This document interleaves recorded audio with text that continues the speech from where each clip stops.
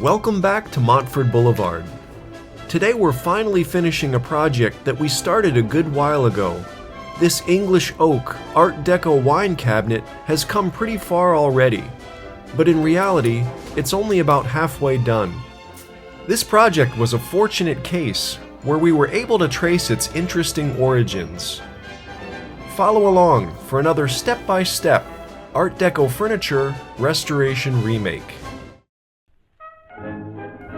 Sometimes it takes a while to know what a project needs to be complete, but we think we're finally ready to finish this wine cabinet.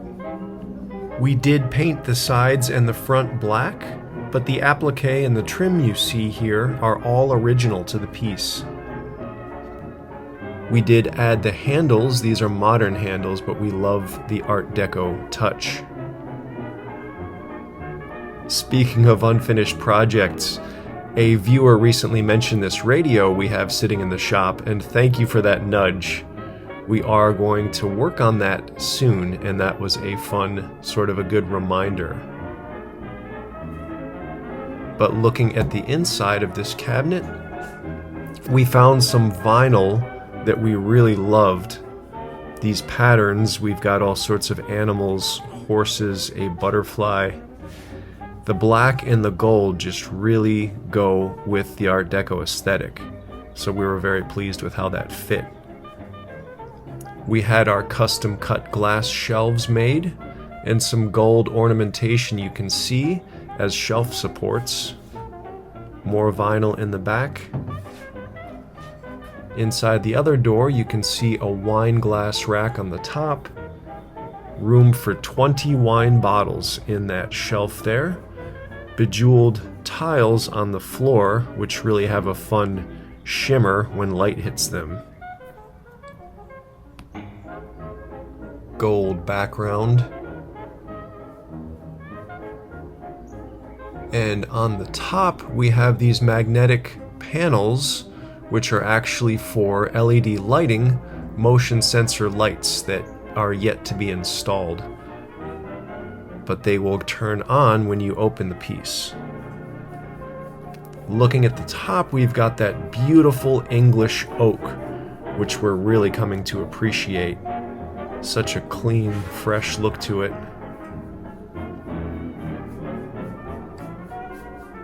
Setting it down on the floor here to get a better look at the top. It's been refinished several months prior. And here's what really caught our attention. It's so exciting when an original tag is still on. C.W.S. Limited, Cabinet Factory, Pelaw on Tyne. Apologies if I pronounced that wrong. C.W.S. stands for Cooperative Wholesale Society. It was a massive company in England which produced a diverse variety of goods. Their cabinetry division was launched in 1902, but this aerial view is actually from 1939. In addition to cabinets, this location produced paper goods. They did bookbinding, tailoring, shirts and garments, pharmaceuticals, and more. This photo is thought to be from the 1930s, with a group of C.W.S. employees on lunch break. The cabinetry facility, after it eventually closed, was purchased by Brentford Nylons, but today it's part of the Stonehills Business Park. This photo, taken in 2008, is of a former cabinetry facility, which opened for C.W.S. in 1936. It's always exciting to be able to trace the history of the furniture pieces we work on. If anybody has any stories about C.W.S. or if you have a piece of C.W.S. furniture, please let us know in the comments. We'd love to hear. Back to work here in the shop, and we are primarily focusing on the exterior of this piece. This trim, we were happy with it at first, but now we want to go in a different direction. We're actually going to mimic what you see on the front lower portion of this cabinet. We were fortunately able to get this off without too much damage.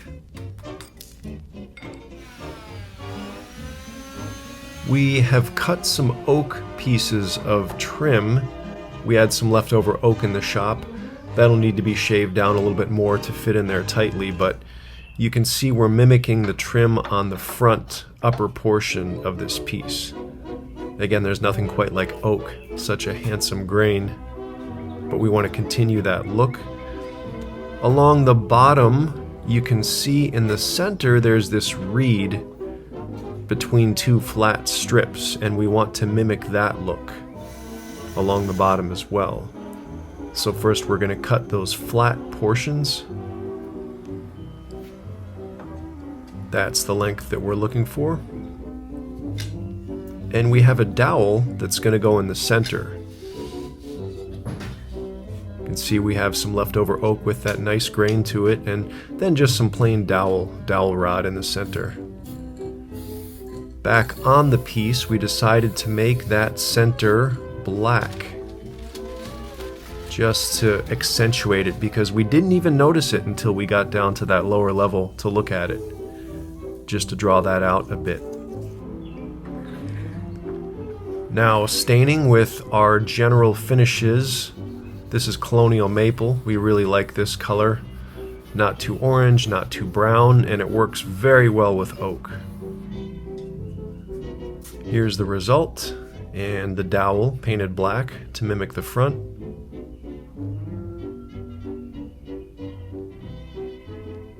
Love that oak grain. Now I'm working in Adobe Illustrator, and we're going to design a pattern for the side. The reference was this piece. This is a 1930s cabinet that we came across. We don't really love the piece, but the lattice work on the front door is really intriguing. This is an authentic 1930s piece. Working in the program called Lightburn here, I brought in the image that I made, and with the trace image function, this is so easy. If you see that purplish pinkish outline there around the black, I'm going to delete the image that I made now, and the tracing is left over. This works really well with our laser cutter. I just need to set the power and the speed of the laser now properly. I'll tell you, this laser cutter from Creality has been incredible. We do have a discount code in the description if you want to check it out. I just turn on the machine here, I popped in the little thumb drive, and I'm going to hit the frame button. It's going to check for the first file that was on the card that I popped in. I only have one file that I just designed for this image. When I hit the trace button, the laser is going to shine a light just to show where it's going to work. I need to move my wood a little bit. This is 5mm thick wood. That looks pretty good. You can see the orange light shining, showing where it's going to cut. Let the laser do its work. This was only about 3 or 4 minutes to cut this piece out. Just such a slick tool, and we're really kind of getting the hang of it now, and just realizing all the things that we can do related to furniture. Checking the results. It's fascinating. I designed this, and 30 minutes later, we've got it cut into a piece of applique to put on the side of our furniture piece. Looking very clean. We're going to do this on both sides, on both the top and bottom, like so. Going to give that a coat of gold lacquer, our favorite Mohawk brand, Lacquer. Dries quickly. It'll take several coats though, and sometimes we sand lightly between coats or buff with steel wool just to get a nice smooth finish. But we're going to first drop in the trim that we cut and stained out of oak. On the top and bottom, we're going to glue in that dowel that we showed you earlier, then put in the oak trim, looking sharp. We usually use a combination of both 2-part epoxy, which dries very quickly, and then we'll use Titebond 2 wood glue, which is preferred among woodworkers. Trying to be careful so that the glue doesn't sneak out of the sides. It does a little bit, but then we'll just clean that up, wipe it off before it dries. I've got a spacer there I'm holding with my pinky finger just to make sure we get that properly positioned on both the top and the bottom. We'll then put some weights on that to hold it while it dries, just long enough for the 5-minute epoxy to dry. Drilling out the bottom, and we're going to add levelers to this. First the socket, then we put in the leveler, and that makes this adjustable just to make sure this thing is nice and sturdy. Pretty handy. Here's a look at the dried tops and bottoms on the sides. And these are the connecting strips that we did by hand. Tried to make them the same thickness of those little tabs that I designed in Illustrator. It's pretty close, but we're gonna have to kind of handcraft that to fit the curve of that half circle.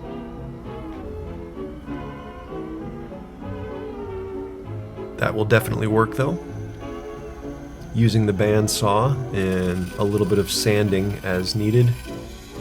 Piece dropped down there in the saw, but I can pluck that out. That's looking pretty good.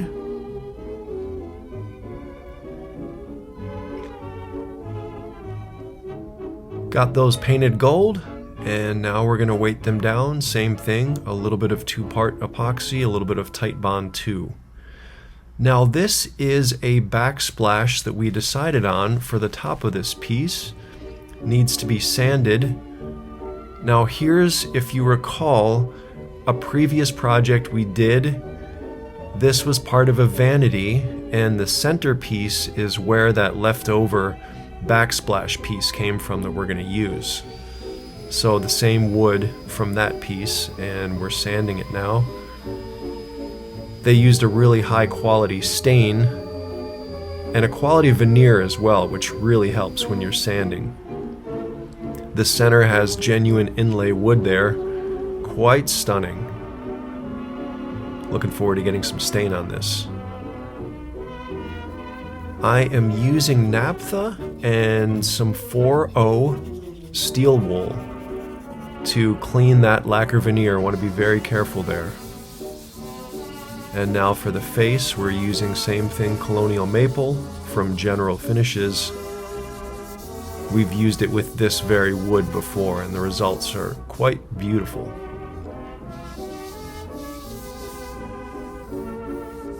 Coming around already.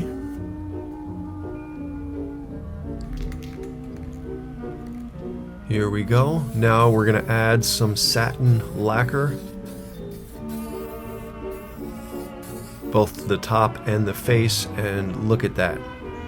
Several coats of lacquer and just beautiful. Love that inlay wood.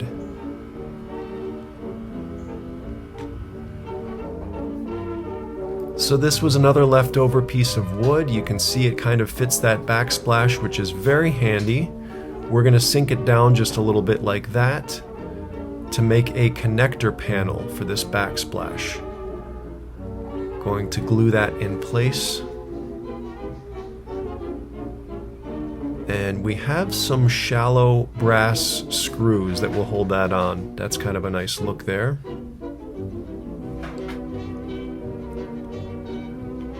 Looking at the face of this now, and we want to match the trim at the top. At the bottom here, we were considering these half-round, half-inch dowels, but decided we want to actually get closer to what's there on the top with the trim, so we're going to custom cut these pieces. Takes a little bit of time, but it is worth it. Gonna sand these, round them. See, that's the example at the top that was originally on this piece. At the bottom now, and here's what we're going for. Need a little bit more perfecting, but that's what we're gonna do. Using some Lac French to prep the surface. That will help the lacquer gold paint to adhere better, like so. And this is where they're going to be glued on. I've carefully taped off the area where they're going to be stuck on, and I'll sand the paint off now to make sure that the glue adheres properly. This is a main surface of this piece, so we really want to make sure that they're stuck on properly. There we go. We're going to do one side at a time, clamping and using cardboard to protect our gold paint. Now we're doing the other side.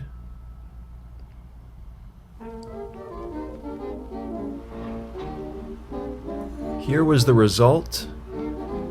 Looking at the bottom, we decided it could use a little more because why not? Art Deco is all about sort of flamboyance and excessive beauty, luxury.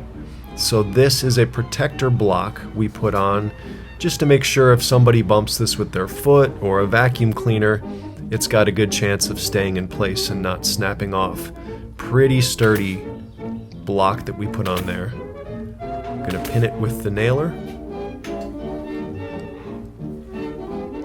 And so here is a center gold piece which kind of makes the design continue with the building type shape that we have above. These are the lights mentioned earlier, LEDs, rechargeable. Pretty handy. You can change the color temperature, tungsten, daylight. It also has a dimmer switch on it. But these are motion sensor lights. Just stick onto those magnets there, so they're optional. You can leave them on, take them off. We want to be careful to preserve this incredible logo that's still on there, this tag. So I'm going to very carefully remove the original nails. This is prior to putting the backsplash on.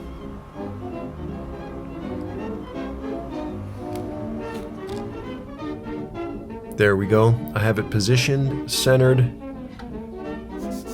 Now, same as before, we're going to sand this surface just to make sure the glue adheres.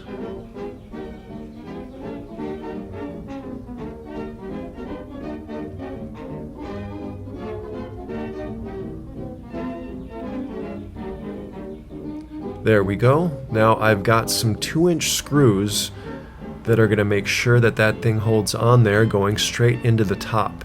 We put several on the underside as well, going straight up into the backsplash. Finally, we'll get the labels in place, and with that, she's ready for her close-up. It's so good to finally have this piece in a place where we're ready to call it done. It has been a while. It was looking okay, but we want to work on each project until we love it, and we think we're finally there with this one. So pleased with what that laser cutter does for us. The inside of this is ready for wine bottles or kind of a curio cabinet, you could say, to the right, whatever you want to display. Again, keep in mind, some of our pieces have sold very quickly, so please check the link to our store in the description if you're interested in this wine cabinet. Thank you to everybody for watching and for interacting with this channel. All of it does help. If you enjoyed this video, we've got another one here you might appreciate. You're welcome back here at Montford Boulevard anytime.